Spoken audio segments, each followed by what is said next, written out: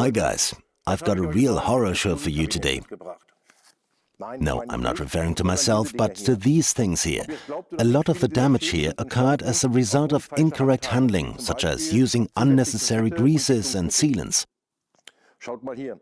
This water pump has a rubber seal and does not need any additional sealing materials.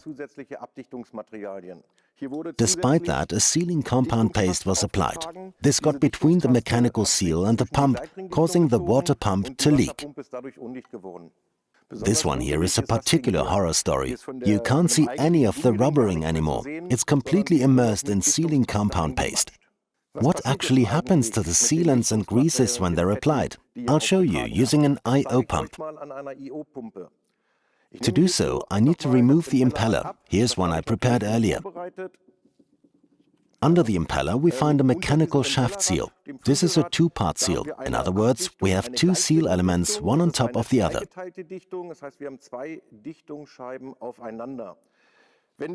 If we now apply grease or sealant to the seal surface, they become separated at some point and are drawn into the impeller and can wrap around the mechanical shaft seal or also be drawn into the mechanical shaft seal. The seal can then no longer form a proper seal and leak occurs. The fundamental rule is, if a water pump has a metal, rubber or paper seal, you must not apply any additional sealants or greases unless there are any special specifications from the manufacturer. There are some water pumps that require a seal to be bonded in place.